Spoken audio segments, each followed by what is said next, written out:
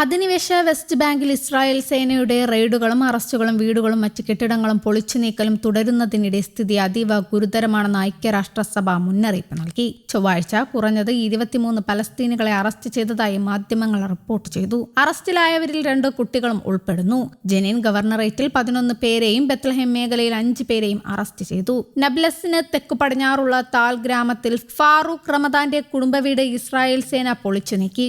July 24-ന് Israel കുടിയേറ്റക്കാരുമായുണ്ടായ ഏറ്റുമുട്ടലിൽ കൊല്ലപ്പെട്ട 4 പലസ്തീനുകളിൽ ഒരാളായിരുന്നു റമദാൻ. ഇസ്രായേലികൾക്കെതിരായ ആക്രമണങ്ങളിൽ ഉൾപ്പെട്ട പലസ്തീനുകളുടെ ബന്ധുക്കളുടെ വീടുകൾ പൊളിച്ചു നീക്കുന്ന നടപടിയെ മനുഷ്യാവകാശ സംഘടനകൾ കൂട്ടശിക്ഷയാണെന്ന് വിമർശിച്ചിട്ടുണ്ട്.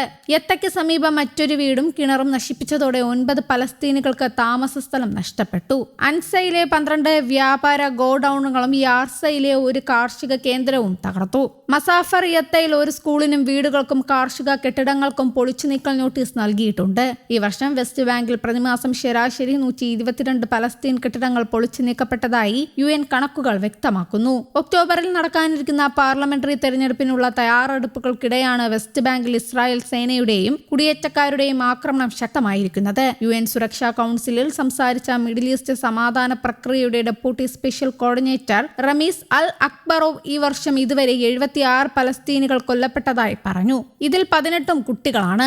ആക്രമണം, വീടുകൾ പൊളിച്ചു നീക്കൽ, പുറത്താക്കൽ എന്നിവയെ തുടർന്ന് ഏകദേശം 3800 പേർക്ക് വീട് വിട്ടുപോകേണ്ടി വന്നതായും അദ്ദേഹം വ്യക്തമാക്കി. അതേസമയം ഗാസയുടെ ഭാവി സംബന്ധിച്ച US പിന്തുണയുള്ള പദ്ധതിയെ ചൊല്ലി ഇസ്രായേൽ പ്രധാനമന്ത്രി ബെഞ്ചമിൻ നെതന്യാഹുവും US പ്രസിഡന്റ് ഡൊണാൾഡ് ട്രംപിന്റെ മരുമകൻ ജാരഡ് കുഷ്ണറും തമ്മിൽ രൂക്ഷമായ അഭിപ്രായ വ്യത്യാസമെന്ന് റിപ്പോർട്ടുകൾ. ഗാസ പദ്ധതി നടപ്പാക്കുന്നതിന് നെതന്യാഹു തടസ്സങ്ങൾ സൃഷ്ടിക്കുകയാണെന്ന് ജാരഡ് കുഷ്ണർ ആരോപിച്ചതായി ഇസ്രായേൽ മാധ്യമങ്ങൾ റിപ്പോർട്ട് ചെയ്തു.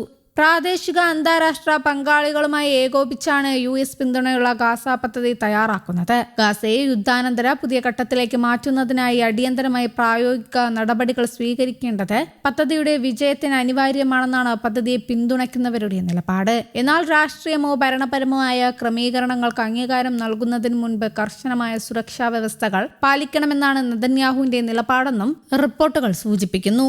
നിലവിലെ ചർച്ചകളിൽ ഗാസയുടെ ഭരണരീതിയിലോ ഘടനയിലോ മാറ്റം വരുത്തുന്നതിനുള്ള ഒരു പദ്ധതിക്കും ഇസ്രായേൽ അംഗീകാരം നൽകില്ലെന്ന് നെതന്യാഹു കുഷ്ണറോട് വ്യക്തമാക്കിയതായും റിപ്പോർട്ടിൽ പറയുന്നു. ഗാസയുടെ പൂർണ്ണമായും സായുധമുക്തമാക്കുകയെന്ന ഇസ്രായേലിന്റെ പ്രധാന ലക്ഷ്യം കൈവരിക്കുന്നതുവരെ ഗാസയുടെ ഭരണവുമായി ബന്ധപ്പെട്ട യാതൊരു ക്രമീകരണത്തിനും അംഗീകാരം നൽകില്ല എന്നാണ് നെതന്യാഹുവിന്റെ നിലപാട്. ഗാസയുടെ സൈനിക വിമുക്തിയുടെ ഭാഗമായി പലസ്തീൻ വിഭാഗങ്ങളുടെ കൈവശമുള്ള മുഴുവൻ ആയുധങ്ങളും സൈനിക അടിസ്ഥാന സൗകര്യങ്ങളും പൂർണ്ണമായി തിരിച്ചേൽപ്പിക്കുകയോ നീക്കം ചെയ്യുകയോ വേണമെന്നാണ് ഇസ്രായേൽ ആവശ്യപ്പെടുന്നത്. ഗാസയുടെ യുദ്ധാനന്തര ഭരണത്തിനും പുനർനിർമ്മാണത്തിനുമായി അന്താരാഷ്ട്ര തലത്തിൽ പുതിയ ചട്ടക്കൂട് രൂപീകരിക്കാനുള്ള ശ്രമങ്ങൾ തുടരുന്നതിനിടെയാണ് നെതന്യാഹുവും കുഷ്ണറും തമ്മിലുള്ള ഭിന്നത പുറത്തു വരുന്നത്. US പ്രസിഡന്റ് ഡൊണാൾഡ് ട്രംപ് പ്രഖ്യാപിച്ച 15 ഇന ഗാസ പദ്ധതി നെതന്യാഹു നേരത്തെ തള്ളിയിരുന്നു. ട്രംപ് ഗാസ ഭരണം ഏൽപ്പിച്ച സമാധാന സമിതിയുടെ കാർമ്മികത്വത്തിൽ കഴിഞ്ഞ മാസമാണ് 15 ഇന കരാർ പ്രഖ്യാപിച്ചത്. ഹമാസിന്റെ സമ്പൂർണ്ണ നിരായുധീകരണവും ഇസ്രായേൽ സൈനിക പിന്മാറ്റവും സംബന്ധിച്ച് ധാരണയിലെത്താനായിരുന്നു പ്രഖ്യാപനം. എന്നാൽ നിരായുധീകരിക്കാൻ സമ്മതമറിയിച്ച ഹമാസ് പക്ഷേ ഇസ്രായേൽ ആക്രമണം അവസാനിപ്പിക്കാതെ അതിനില്ലെന്നറിയിച്ചിരുന്നു.